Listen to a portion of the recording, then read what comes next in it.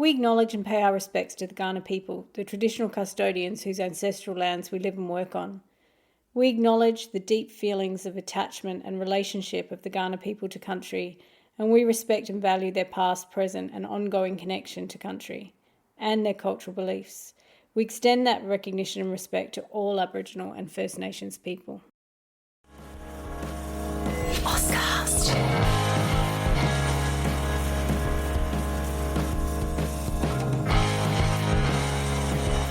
Amy And is a podcast that explores all kinds of bookish things, and that can include some pretty adult content. So please be aware that some of this content will be not safe for work or for young ears, and be careful who's listening when you are.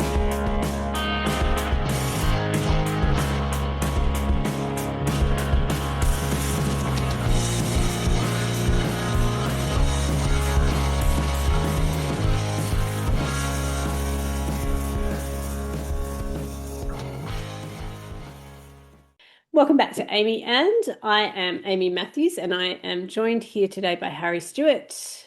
Hi. And by Justina Ashman. Hi. So Harry and Justina are joining me here today because we're going to interview the wonderful Patrick Lenton, who has a book coming out this August called In Spite of You. Patrick is a journalist and a writer who lives in Melbourne. He's the author of 3 books, including Sexy Tales of Paleontology.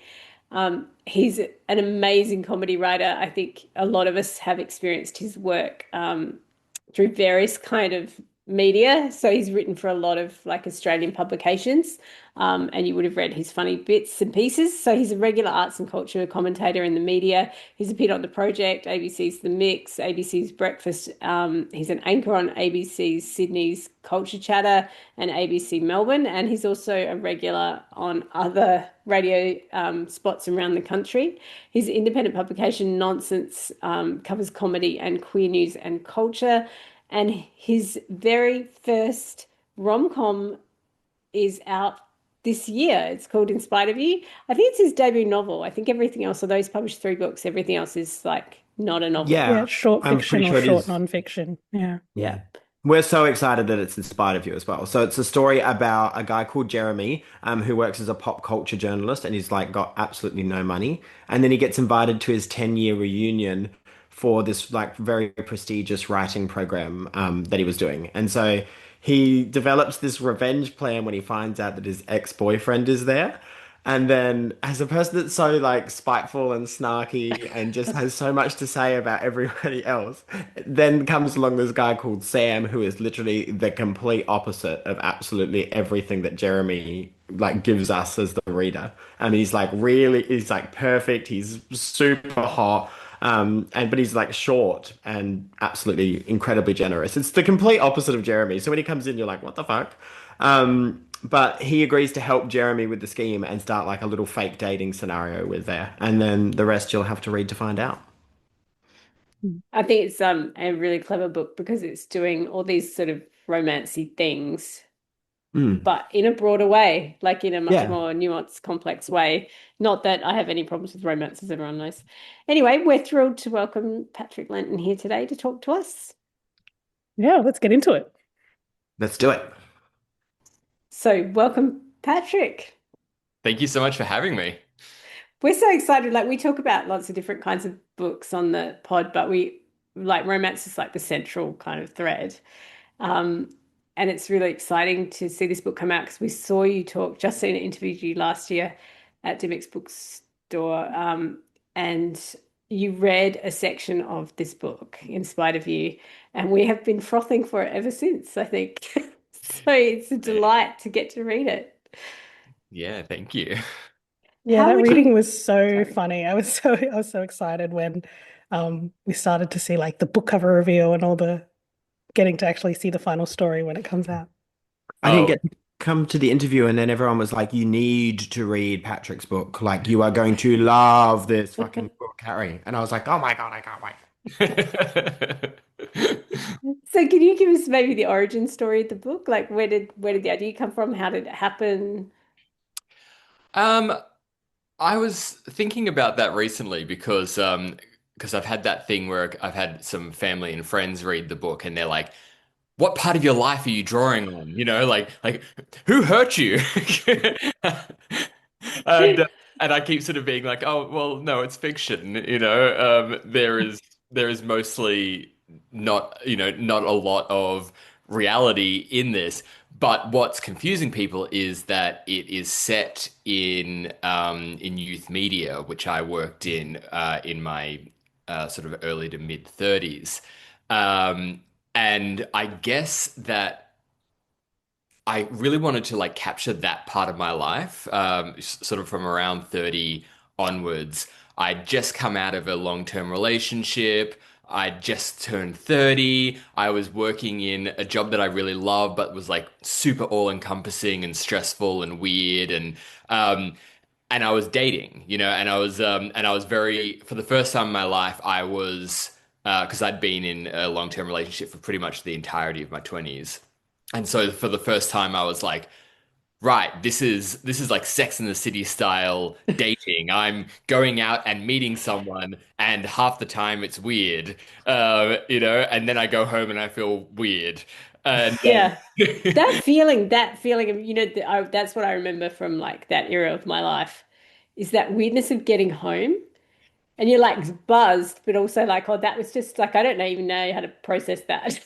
and people be like, "Oh, did you like them?" And I'm like, "Yeah, but." But also, I don't know, like that was weird. Yeah, I don't know if I like them in the sense that they're going to be my husband, you know.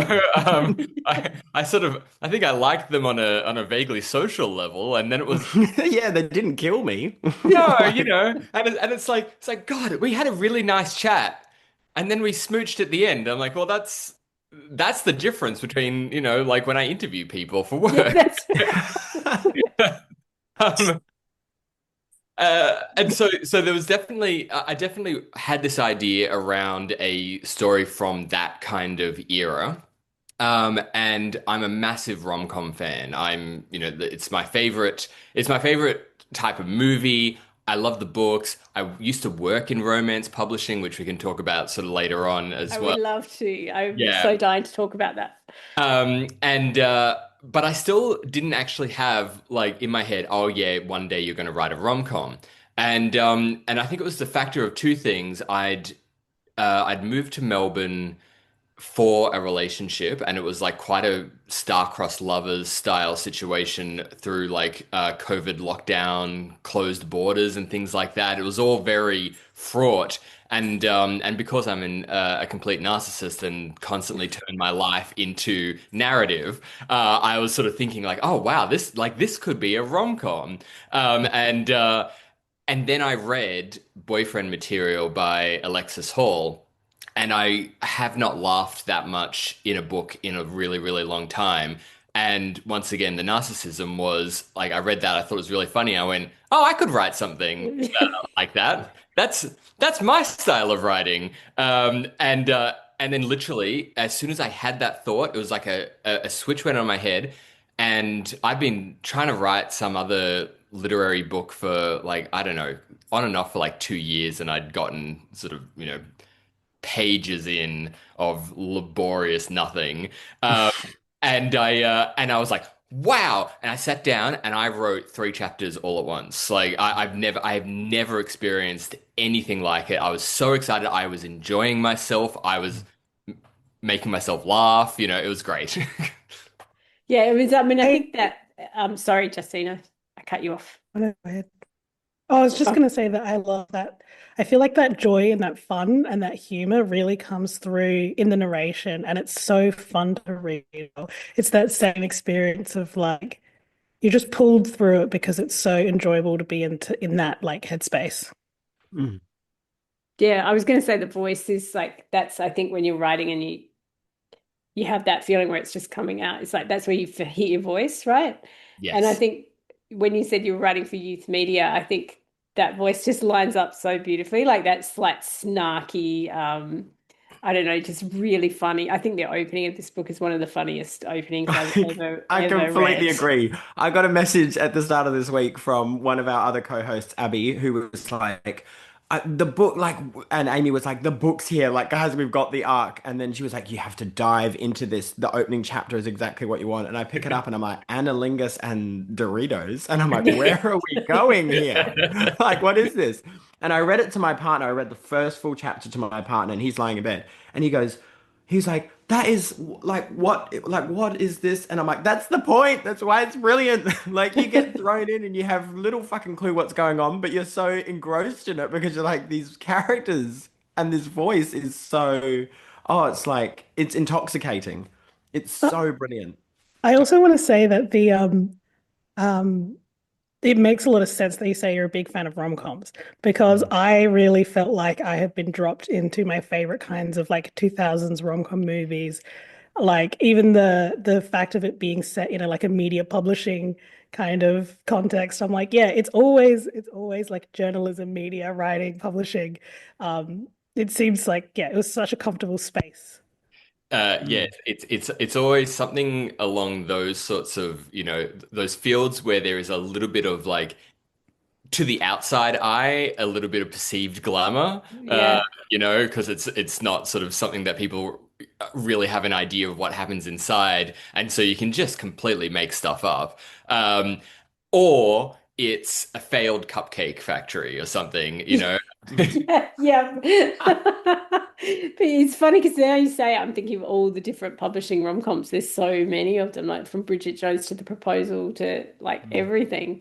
Um, so when you what were your favorite rom-coms? Because I thought when you read the workout bit last year when you did that reading when he's at the gym working out. For my mind went to When Harry Met Sally, where you see Sally in the aerobics class and she's shit at it. And I was like, that's why I loved her, was because she could never do it properly Yeah. I mean, I think objectively, When Harry Met Sally might be the greatest rom-com of ever all time. written. Yeah. It defined the genre, I think. And I recently went and rewatched it and just was blown away by how funny and how perfectly paced it is. It's just gorgeous. I'm a massive Nora Ephron fan, so it all sort of works out. But I think that my favorite rom-com, which sort of goes away from the more objective and just into the way it makes me feel and the things that I enjoy about it, is Notting Hill. Yeah. Ooh. Okay. I Yeah. can, yeah, okay. That's bookish as well. I mean, you've got the bookstore there. Yep, the travel books. I think what I like about it and Richard Curtis in general is that commitment to very funny dialogue. Yeah. Like, and I think I was rewatching Notting Hill with my boyfriend recently, and he was like, "Oh, the scenes where where they're like having dinner with their friends, and Yeah. first Julia Roberts introduced to the friends birthday dinner thing. He's like, that's my favorite scene. And I was like, that's my favorite scene. And then I was like, oh, that is absolutely what I tried to recreate. Mm. Or an echo of it in Spite of You, where it was that, yeah, the romance is so important, but it's how it's played out through the eyes and the interactions of the friends and the comedy that allows. That's really important to me. I love that there's like equal prioritization given to the humor, like given to the com as well as the rom. Because I feel like sometimes books are like recommended or marketed as rom-coms when they're contemporary romances that don't have comedy as maybe a defining element of them. Whereas this felt very much like, yes, the com is like integrated into the rom. Mm. When I first started pitching this around, I was calling it a comrom, Oh, cute. because like I come from a comedy writing background. I love comedy, and really, the through line with my work, if you read my short stories, they're not romance, not even really contemporary fiction. They're comedy, and they're kind of considered more kind of weird and literary because they prioritize the comedy, and that doesn't really have much of a place in the literary world at all. Um, but my agent said, "Stop saying comrom. It's a nonsense word, and it's putting people off." Ah, interesting. I mean, that's interesting because romance is so commercially focused, right? Yes. Yeah. So Is how Yeah. that did you? it's a commercial rom-com, so it's a rom-com? Yeah, it's a com Come on, rom-com. come.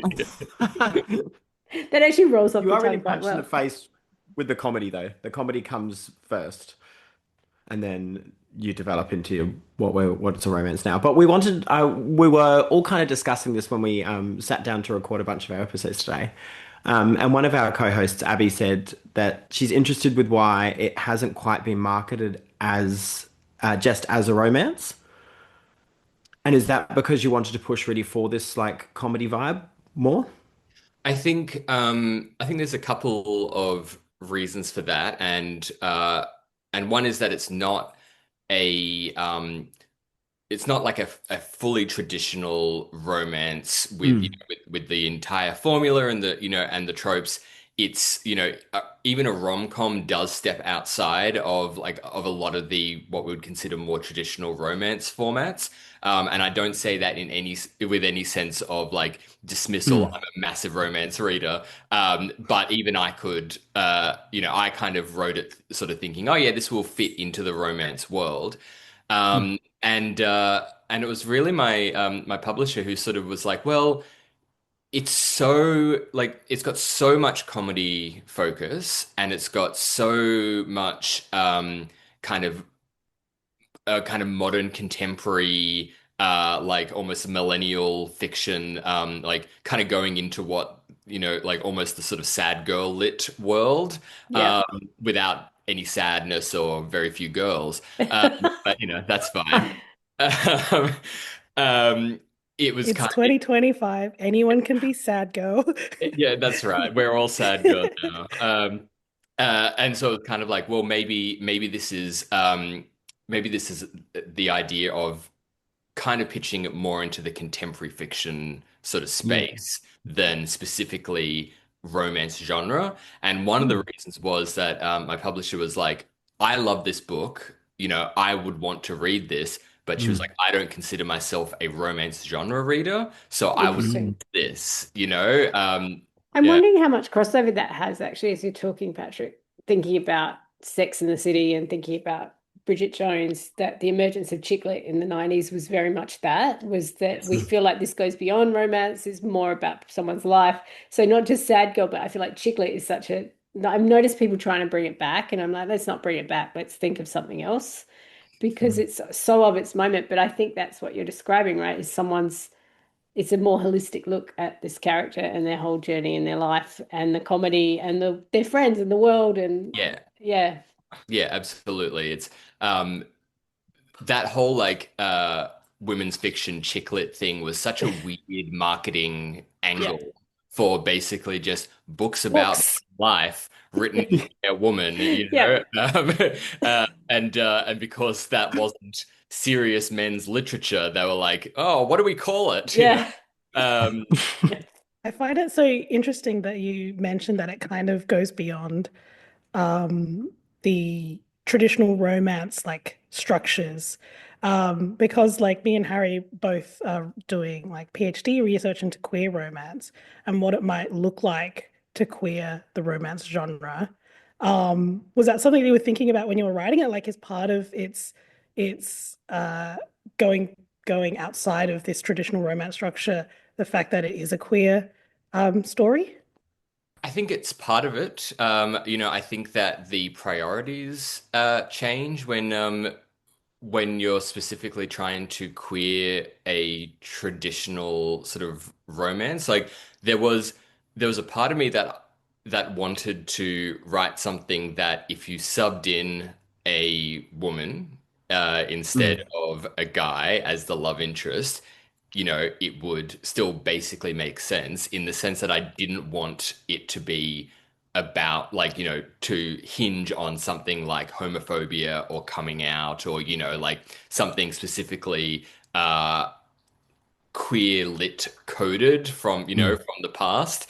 Um, but then I really wanted the attitude to be what's inherently queer about it. And so that ended up being the prioritization of things like kind of the friendship group and the Yeah. family sort of vibe, even the attitude of how that relationship how the main romance manifests itself, you know, like what they want from that. You know, there is in no way am I saying this doesn't happen in straight and more traditional romances, but I felt like that was the way that it kind of like guided the story to do that. Um, and I think that then there were just some things where you know I was trying to capture very specific parts of like queer dating and queer romance that I'd experienced that kind of just took it in its own direction as well. Yeah. There I feels like have such a depth to it because you bring that stuff in. So like I know that Jeremy said makes a comment about going through like his bleach blonde like gay boy era, and then he's like, "Oh yeah, it didn't really work for me," but then I kept going with it anyway, and I thought it was good, and now my hair's piss yellow, and like all these like little throwaway lines that just work across, and like Aiden in the first opening scene, you talk about his faux earring, how he's got like the bob cut vibe. You can just picture all of these people the moment that they come through, and there's like I don't know like there's a beautiful queering of it in the bones, but then also a lovely use of stereotype to kind of like stop the reinscription of them and fight against them, which I think is so brilliant and has been something that I've been looking at in a lot of current MLM romance and just been failing to find it. So I was like, oh my God, this is incredible yeah, because it's really is. it's a really playful like take on some of these like Mm. stereotypes in a way that feels very like fun and like loving. And Yeah. empowering. Yeah. Look, I think that some of my queer friends are just the most hilarious stereotypes of queer people, and they are real people with you Yeah. know real lives and jobs, and I love them so much, and I just look at them sometimes, and I'm just like, you like. I I think if we sent you back in time, you'd like, you know, traumatize medieval peasantry. You're that queer. There's a great rom-com idea right there. Historical rom-com. That would be Oh my amazing. gosh, time slip romance. That's brilliant. So good. We have Queer Get Harry her Met right. Sally. Next is Queer Outlander. Yes. Oh my God, that show needs some desperately needed queerness. I just Yes. tried to rewatch that, and oh boy, uh, Yeah. Mm. wildly straight. Yeah. Land of the straight people in skirts, basically. Yeah. Yeah. God, Patrick, I love you. I'm so funny. I Um, Oh, sorry. I was going to ask a bit about specificity, like not so much the specificity of like queer experience, but around like pop culture and technology and social media, because that's something that I noticed right away. And like it's unavoidable when you're writing a character who's working in media. Like you can't just not talk about pop culture, but it is something that I feel like writers are often warned against out of fear that it will like date the book. But I like that this leaned into specificity because I think as a reader, that's something that I feel like it fleshes out the world, it fleshes out the characters in that it doesn't matter if it dates the book. The specificness is, I don't know, something that's appealing. Yeah, it's interesting because that was definitely a negotiation through the text, not just with my editors, but with myself as well, because sometimes, you know, I'd be writing in what I considered Jeremy's voice, and I'd use a piece of, you know, gay slang that was popular at the time when I was writing this, and then because this book is, I think it took me roughly 3 years to sort of like to work through. And I'd look back and I'm like, ooh, no one's using that anymore, you know, or like, or once I looked at something, I'm like, now that has the cadence of a joke, but I can't remember what the joke is. And, and I just sort of kept looking at it. And eventually I Googled it because I was so confused at my own reference. And then I saw that it was a drag race reference to a season that probably no one remembers anymore. You know, like probably not even the queen who said that line. But of course, I'd been interested in it at the time. It had just sort of made my way in. I also leave myself a lot of notes where I'll just write something and I'm like, think of a better joke later, you know, or like update reference or something. Um, so yeah, so there's definitely so there was that with myself, but then like my my first publisher Kate was so funny and like so necessarily brutal. She kept saying, Patrick, isn't this guy meant to be like in his late 20s? And I'm like, yes. And he's like, why are all of his references elder millennial coded? I'm like, because I am an elder millennial, Yeah. Kate. Thank you for just Just putting the screw in. straight for the throat.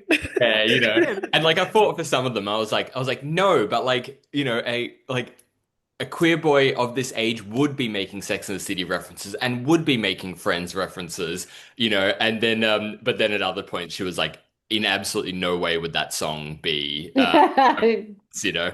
I'm like, fine, let's, and but then the real risk was trying to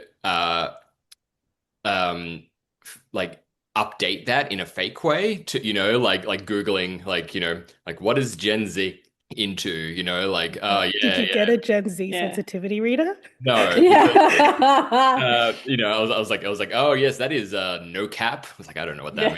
means. I do think that is probably one reason why these kinds of commercial fictions are more general, is because often the people writing these 20-something-year-olds are a lot older.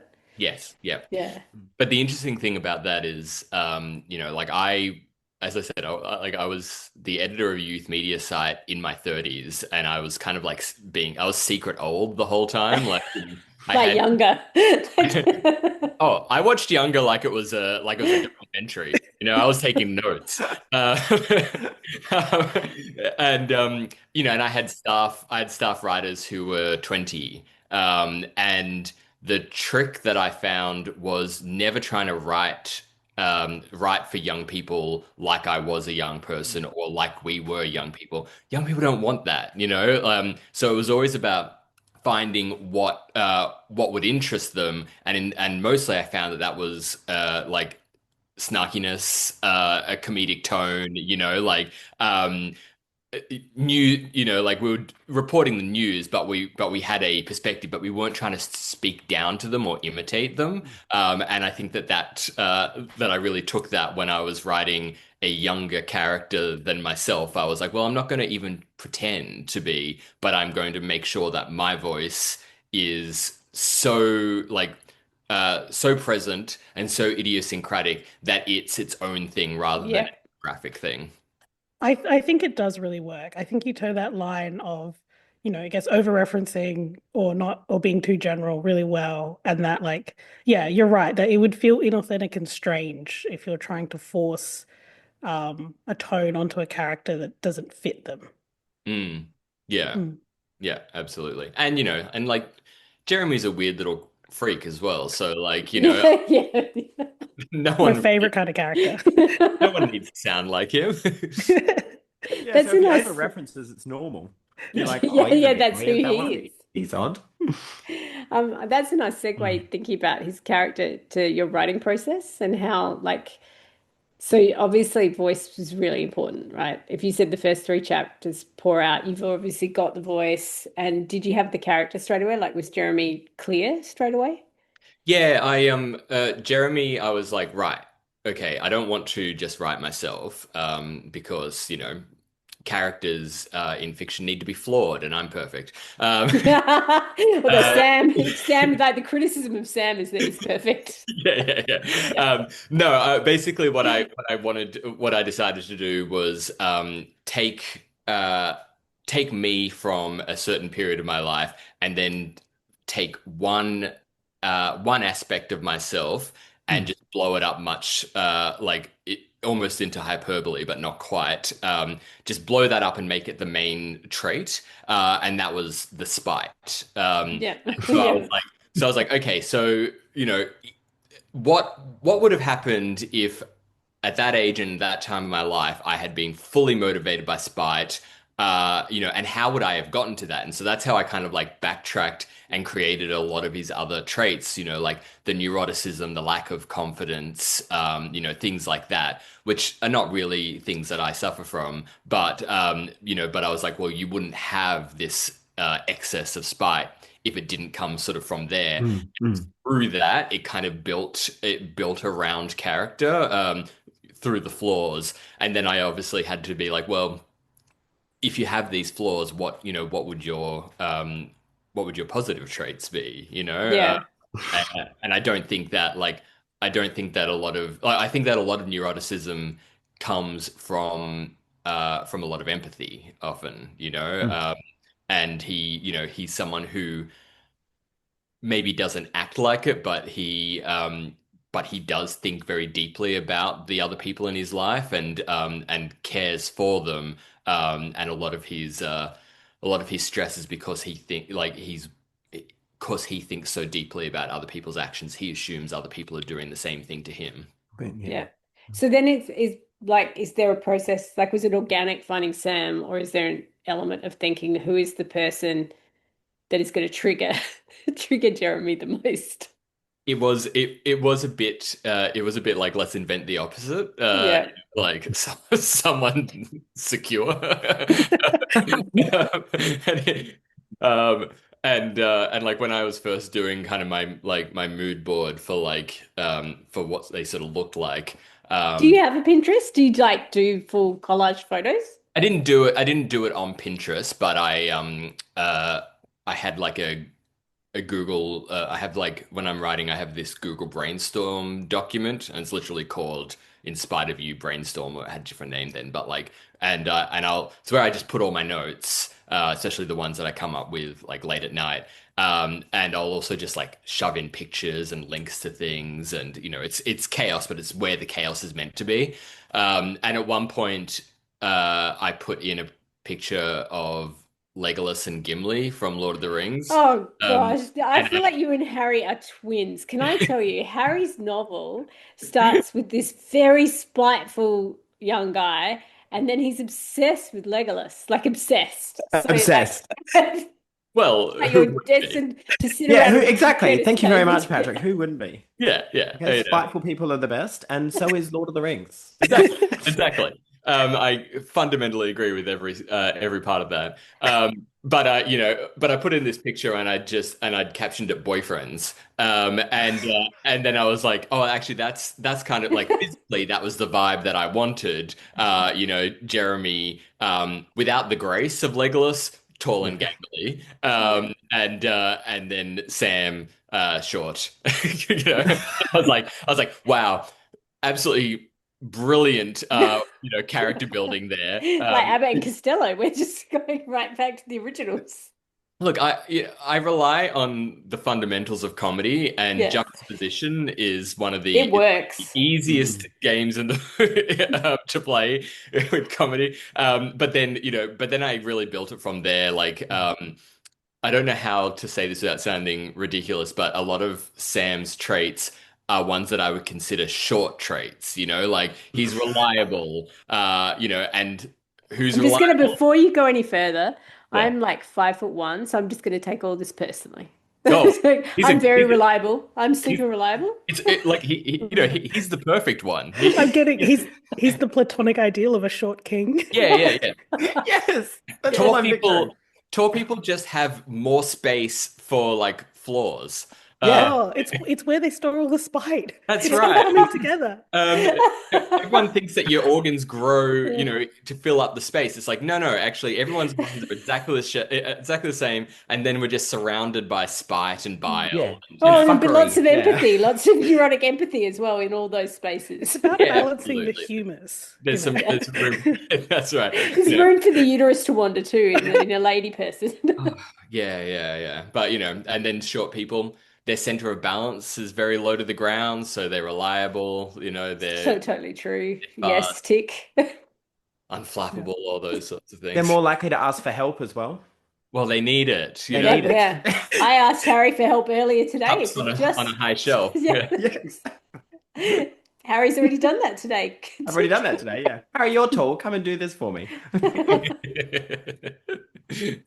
Anyway, we cut you off. You're saying that you were using your Google to map Yes. the two And characters. yeah, and I sort of found, and that picture actually really like became a defining way of sort of building those characters. But yeah, I really did rely on a very simple like juxtaposition, sort of clause to building Sam. It was like, um, or to at least to start off his character, like it was like, okay, well, if Jeremy is this, then Sam has to be this, and then kind of built that out. And he couldn't just be fairy tale prince perfect. Yeah. He had to have his own flaws as well, and that was mostly being a people pleaser. So, in terms of like romance love interests, have you got like an ideal? Like in if you had to build your perfect romance love interest, it might not be Sam because he's for Jeremy, but what are the elements of a perfect romance love interest, do you think? Well, it's interesting because so I started dating my boyfriend after I'd written this book. So it was like it was off. I'd maybe done like I did a couple of edits since then, but like superficial ones. And people who have read the book are like, "Did you manifest your boyfriend?" Because he's like Does he is he look like Gimli? no, physically he does not look anything like Sam. Physically, I did not manifest him at all. My boyfriend is tall, handsome, uh, very, very different from Sam. But he works in campaigning and advocacy. He has a lot of very similar personality traits. Um, he's, like it really what there was a The real kind of like, oh, okay, yeah, no, I invented this. Yeah, and the No, it's favorite incredible. scene in Notting Hill is the tick for me. It's like, okay, icing on the cake now. Exactly, exactly. We have and we have the same kind of similar interests that like Jeremy and Sam have as well. So anyway, I'm not sure if he's necessarily my ideal uh romantic love interest in fiction. The book I'm writing now, I'm just introducing the love interest, and they're very different to Sam.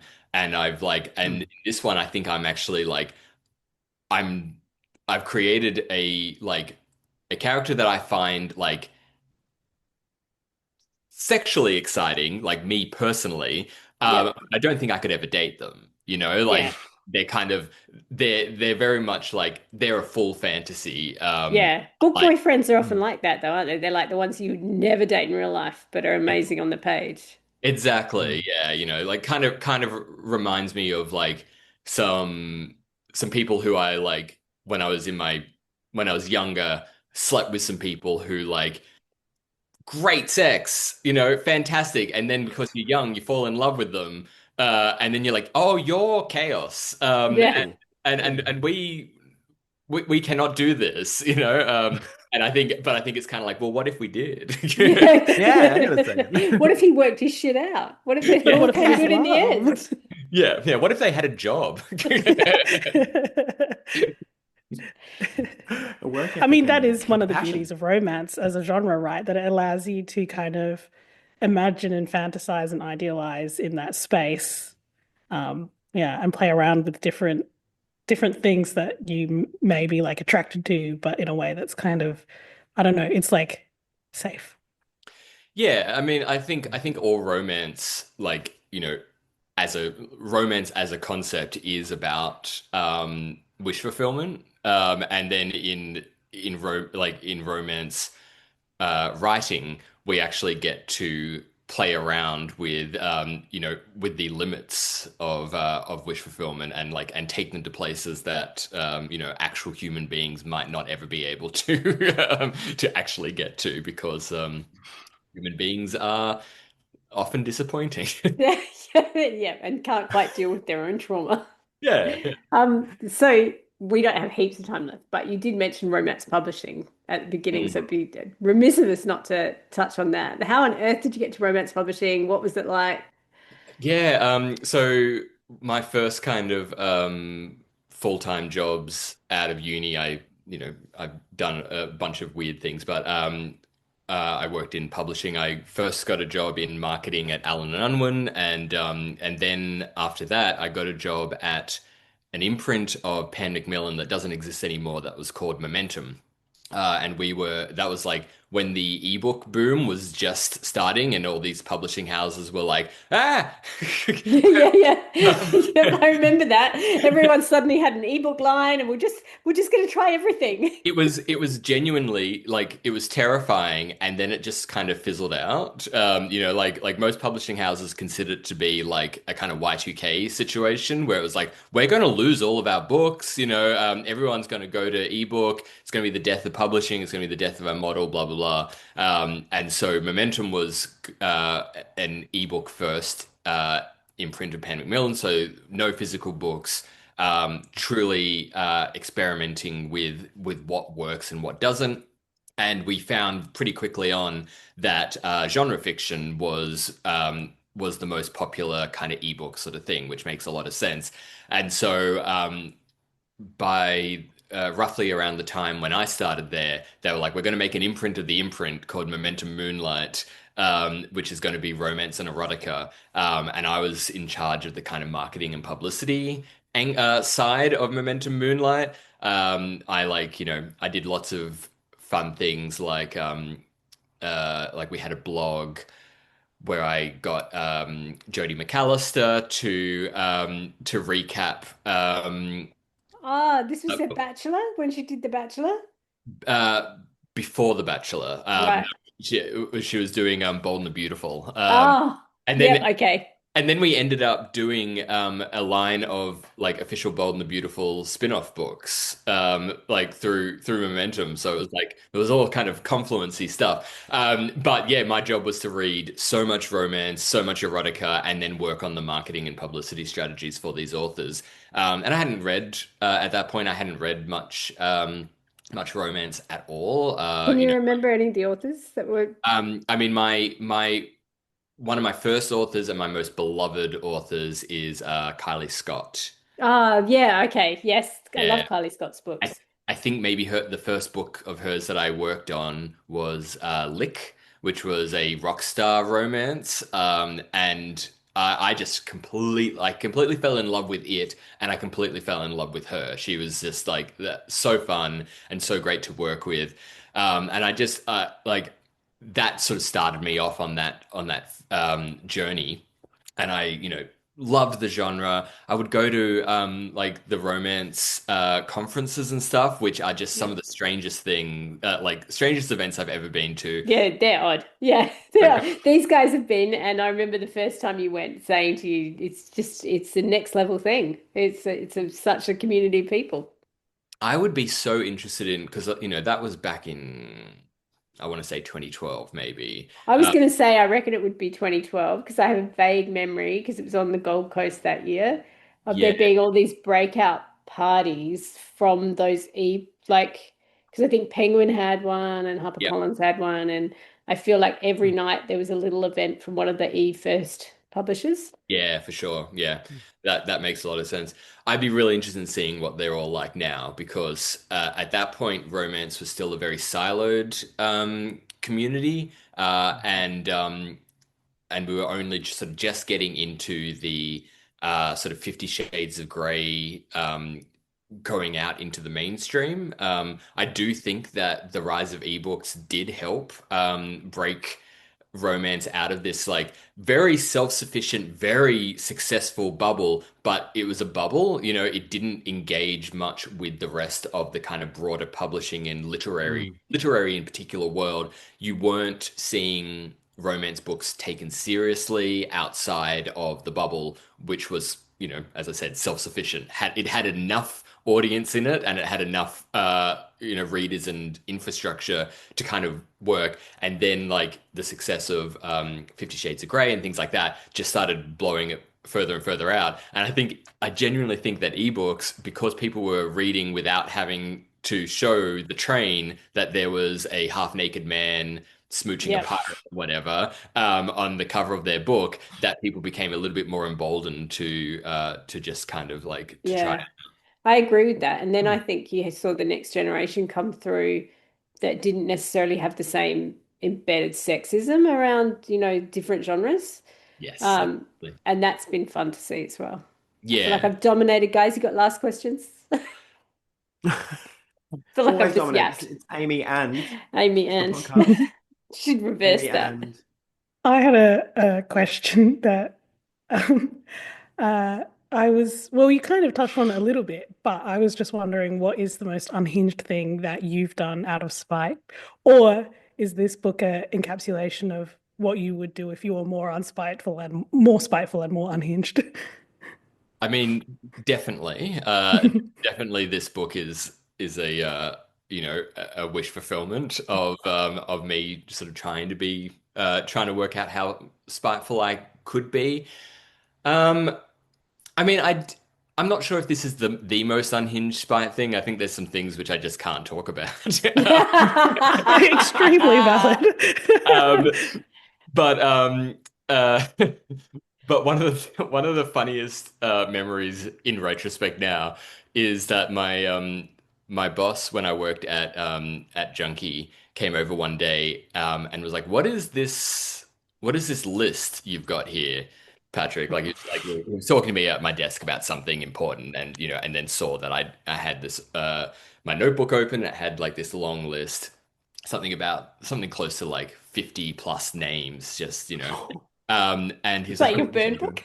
and oh, it's my spite list. And he's, what do you mean? I was like, oh, it's just people who've done me wrong, but I've got a really bad memory, so I've started writing them down because I recently had a situation where I'd been out at a party and I was talking to someone and they introduced themselves and we had this really nice chat.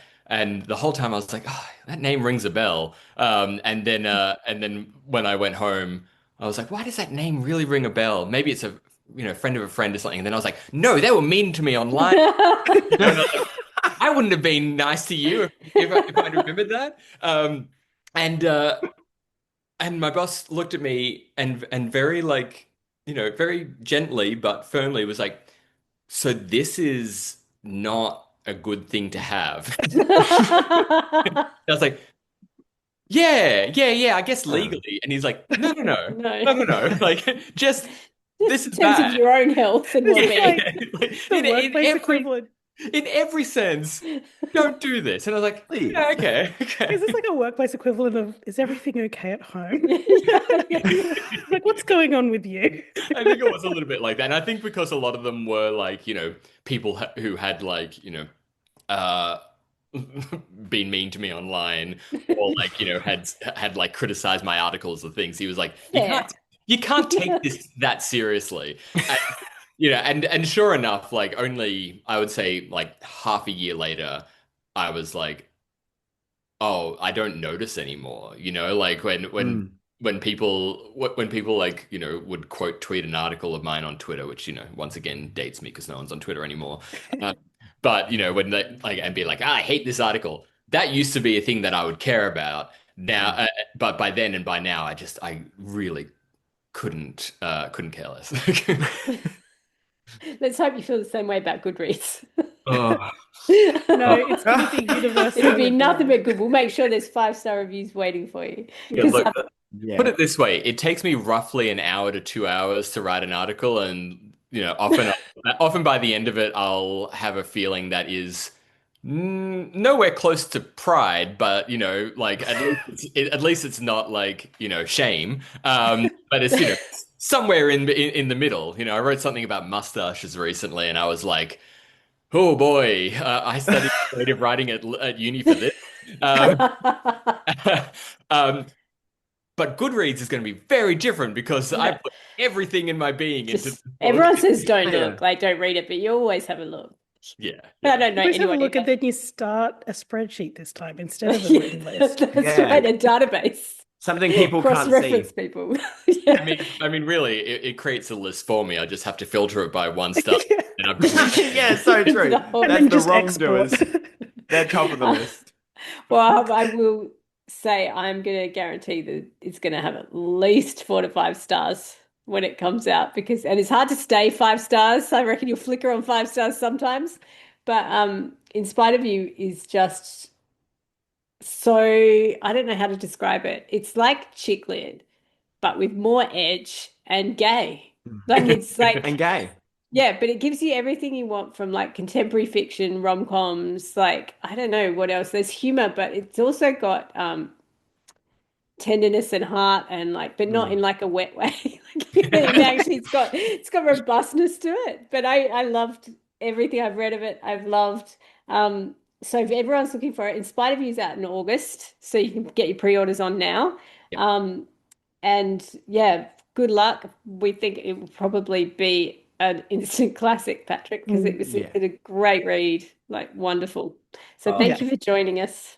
thank you so much. That's really, really kind. And thank you for this really lovely conversation. It's been great. The Yeah, it's only been thing I'm going to fun. say is that I love this book, but now I have to go back to my PhD and do a shit ton more work on that motherfucker because this book is I, so good.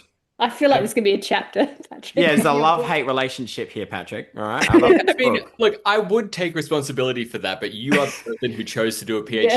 Yeah. PhD. Glutton for Touche, punishment. touche. All right. Thank you for joining us, everyone, and we'll see you next Thank you week. so much. Thank you so much. Thank you so much. You're the best. I just feel like every time we interview people, I could talk to them for years, and it's like I such a know. Oh, brief yeah. window of time. And so I feel like we need to have all these people back. But Patrick, especially, I want to know more about romance publishing. So I do want to know I. more about his work early on, like doing youth culture publications. I Mm. think there's so much in that. Well, he said he's writing another book. So I think, I look, when that one comes out, we'll be like sending emails again, being like, hello. genuinely though, this book was like it was sent to us late, so I didn't read the whole thing. But I started it and I could not stop.